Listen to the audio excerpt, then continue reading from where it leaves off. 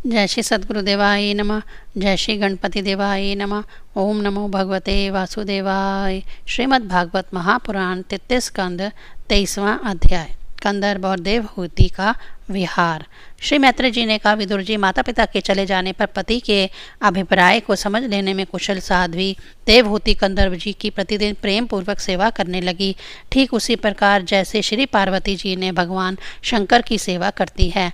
उसने काम वासना, दम, द्वेष, लोभ, पाप और मद का त्याग कर बड़ी सावधानी और लगन के साथ सेवा में तत्पर रहकर विश्वास, पवित्रता, गौरव, संयम, श्रवा, प्रेम और मधुर भाषण आदि गुणों से अपने परम तेजस्वी पतिदेव को संतुष्ट कर लिया।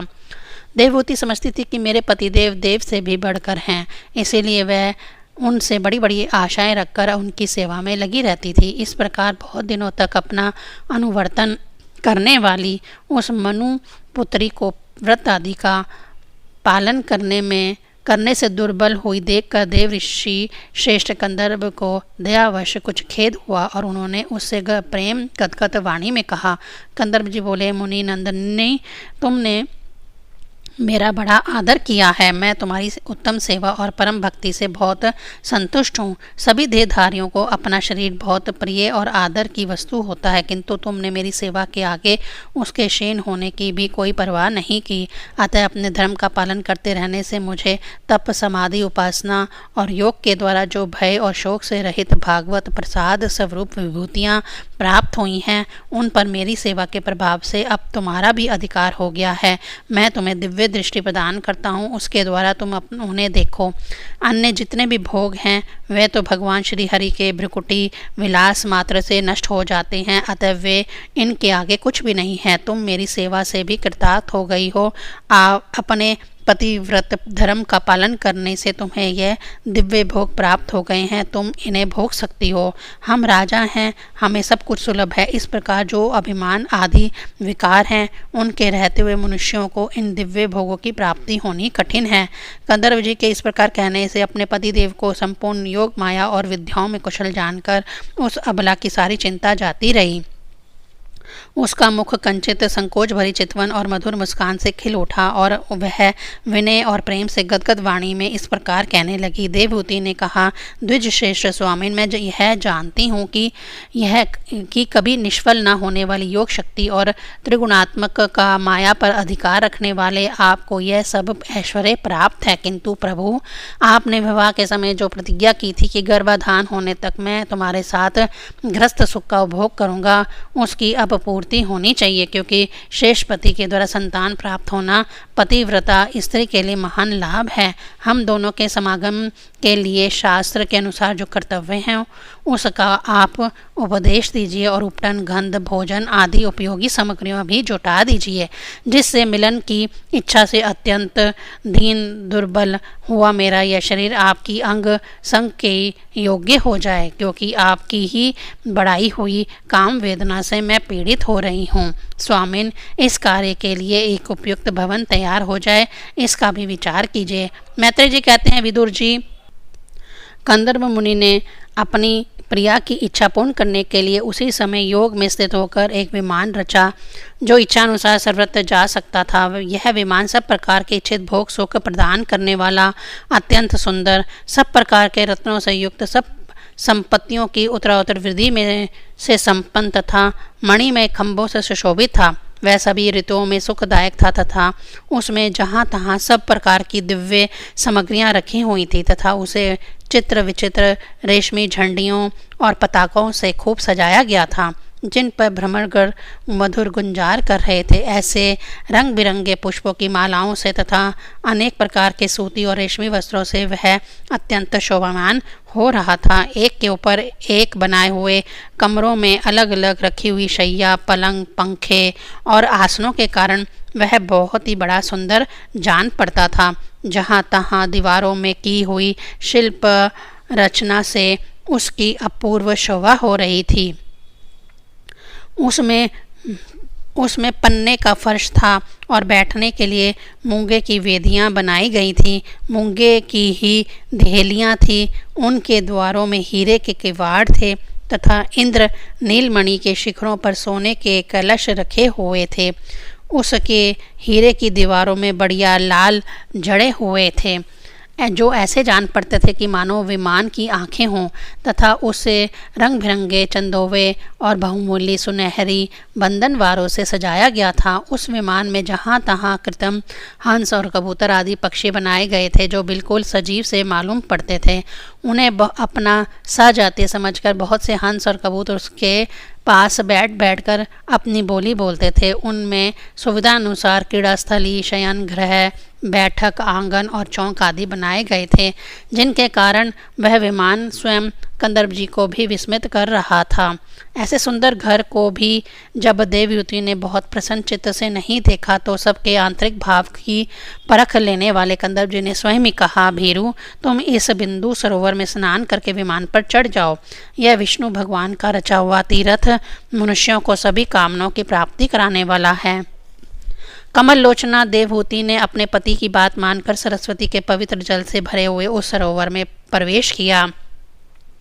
उस समय वह बड़ी मैली कुचैली साड़ी पहनी हुई थी। उसके सिर के बाल चिपक जाने से उनमें लटें पड़ गई थीं। शरीर में मैल जम गया था और स्तन कांतिहीन हो गए थे। सरोवर में गोता लगाने पर उसने उसके भीतर एक महल में 1000 कन्याएं देखी। वह सभी किशोर अवस्था की थी और उनके शरीरों से कमल की सी गंध आती थी। देवयुति को देखते ही वह सब स्त्रियां सहसा खड़ी हो गई और हाथ जोड़कर कहने लगी, हम आपकी दासियां हैं, हमें आज्ञा दीजिए, हम आपकी क्या सेवा करें। विदुर जी तब स्वामी को सम्मान देने वाली उन रमणियों के बहुमूल्य मसालों तथा गंध आदि से मिश्रित जल के द्वारा मनस्विनी देवहूति को स्नान कराया तथा उसे 2 नवीन और निर्मल वस्त्र पहनने को दिए। फिर उन्होंने ये बहुत मूल्य के बड़े सुंदर और कांतिमान आभूषण, सर्वगुण संपन्न भोजन और पीने के लिए अमृत के समान स्वादिष्ट आसव प्रस्तुत किए। अब देवहूति ने दर्पण में अपना प्रतिबिंब देखा तो उसे मालूम हुआ कि वह भांति भांति के सुगंधित फूलों के हारों से विभूषित है, स्वच्छ वस्त्र धारण किए हुए हैं, उसका शरीर भी निर्मल और कांतिमान हो गया है तथा उन कन्याओं ने बड़े आदरपूर्वक उसका मांगलिक श्रृंगार किया है। उसे सिर से स्नान कराया गया। स्नान के पश्चात अंग अंग में सब प्रकार के आभूषण सजाए गए हैं तथा उसके गले में हार, हुमेल, हाथों में कंगन और पैरों में छमछमाते हुए सोने के पाजेब सुशोभित हैं। कमर में पड़ी हुई सोने की रत्न जड़ित कर धनी से, बहुमूल्य मणियों के हार से और अंग अंग में लगे हुए कुमकुम आदि मंगल द्रव्यों से उसकी अपूर्व शोभा हो रही है। उसका मुख सुंदर दंतावली, मनोहर भौहें, कमल की कली से स्पर्धा करने वाले प्रेम कटाक्ष में सुंदर नेत्र और नीली अलकावली से बड़ा ही सुंदर जान पड़ता है। विदुर जी, जब देवहूति ने अपने प्रिय पतिदेव का सिमरन किया तो अपने को सहेलियों के सहित वहीं पाया जहाँ प्रजापति कंदर्प जी विराजमान थे। उसी समय अपने को सहस स्त्रियों के साथ अपने प्राणनाथ के सामने देख और इसे उनके योग का प्रभाव समझकर देवहूति को बड़ा विस्मय हुआ। शत्रु विजय विदुर, जब कंदर्प जी ने देखा कि देवहूति का शरीर स्नान करने से अत्यंत निर्मल हो गया है और विवाह काल से पूर्व उसका जैसा रूप था उसी रूप को पाकर वह अपूर्व शोभा से संपन्न हो गई है, उसका सुंदर वक्षस्थल चोरी से ढका हुआ है, हजारों विद्याधारियाँ उनकी सेवा में लगी हुई हैं तथा उसके शरीर पर बढ़िया बढ़िया वस्त्र शोभा पा रहे हैं, तब उन्होंने बड़े प्रेम से उसे विमान पर चढ़ाया। उस समय अपनी प्रिया के प्रति अनुरक्त होने पर भी कंदर्प जी की महिमा यानी मन और इंद्रियों में प्रभुता कम नहीं हुई। विद्याधारियों उनके शरीर की सेवा कर रही थी। खिले हुए कुमुद के फूलों से श्रृंगार करके अत्यंत सुंदर बने हुए वे विमान पर इस प्रकार शोभा पा रहे थे मानो आकाश में तारागण से घिरे हुए चंद्रदेव विराजमान हो। उस विमान पर निवास कर उन्होंने दीर्घ काल तक कुबेर जी के समान मेरु पर्वत की घाटियों में विहार किया। ये घाटियाँ 8 लोकपालों की विहार भूमि हैं।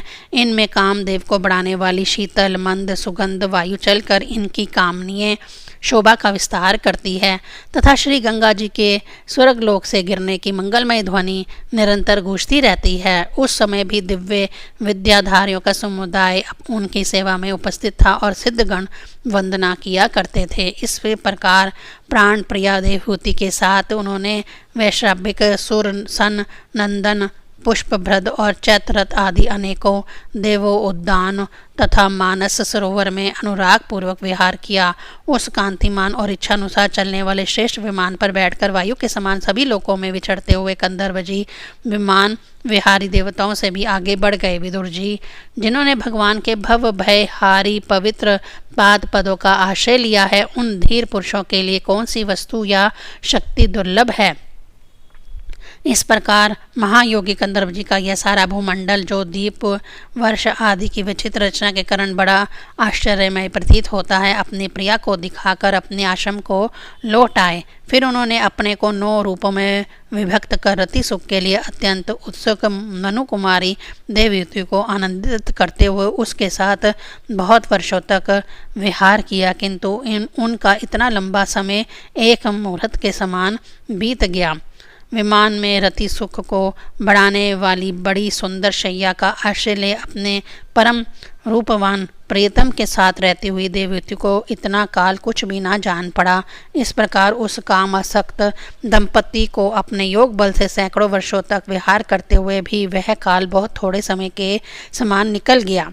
आत्मज्ञानी कंदर्व जी सब प्रकार के संकल्पों को जानते थे, अतः देवहूति को संतान प्राप्ति के लिए उत्सुक देख तथा भगवान के आदेश को सिमरण कर उन्होंने अपने स्वरूप के 9 विभाग किए तथा कन्याओं की उत्पत्ति के लिए एकाग्र चित्र से अर्धांग रूप में अपनी पत्नी की भावना करते हुए उसके गर्भ में वीर्य स्थापित किया। इससे देवहूति के एक ही साथ 9 कन्याएं पैदा हुईं। वे सभी सर्वांग सुंदरी थीं और उनके शरीर से लाल कमल की सी सुगंध निकलती थी। इसी समय शुद्ध स्वभाव वाली सती देवहूति ने देखा कि पूर्व प्रतिज्ञा के अनुसार उसके पतिदेव संन्यास आश्रम ग्रहण करके वन को जाना चाहते हैं, तो उसने अपने आंसुओं को रोककर ऊपर से मुस्कुराते हुए व्याकुल एवं संतप्त हृदय से धीरे धीरे अतिर मधुर वाणी में कहा। उस समय वह सिर नीचा किए हुए अपने नख मणि मंडिल चरण कमल से पृथ्वी को कुदेर रही थी। देवहूति ने कहा, भगवान, आपने जो कुछ प्रतिज्ञा की थी वह सब तो पूर्णतः निभा दी, तो भी मैं आपकी शरणागत हूँ, अतः आप मुझे अभयदान और दीजिए। ब्राह्मण, इन कन्याओं के लिए योग्य वर खोजने पड़ेंगे और आपको वन को चले जाने के बाद मेरे जन्म मरण रूप शोक को दूर करने के लिए भी तो कोई होना चाहिए। प्रभु, अब तक परमात्मा से विमुख रहकर मेरा जो समय इंद्रिय सुख भोगने में बीता है वह तो निरर्थक हो गया। आपके परम प्रभाव को ना जानने के कारण ही मैंने इंद्रियों के विषयों में आसक्त रहकर आपसे अनुराग किया, तथापि यह भी मेरे संसार भय को दूर करने वाला ही होना चाहिए। अज्ञानवश आसक्त पुरुषों के साथ किया हुआ जो संग संसार बंधन को कारण होता है, वही सत्पुरुषों के साथ किए जाने पर आसंगता प्रदान करता है। संसार में जिस पुरुष के कर्मों से ना तो धर्म का संपादन होता है, ना वैराग्य उत्पन्न होता है और ना भगवान की सेवा ही संपन्न होती है, वह पुरुष जीते ही मुर्दे के समान है। अवश्य ही मैं भगवान की माया से बहुत ठगी गई, जो आप जैसे मुक्तिदाता पतिदेव को पाकर भी मैंने संसार बंधन से छूटने की इच्छा नहीं की। 23वां अध्याय संपूर्ण। ओम नमो भगवते वासुदेवाय।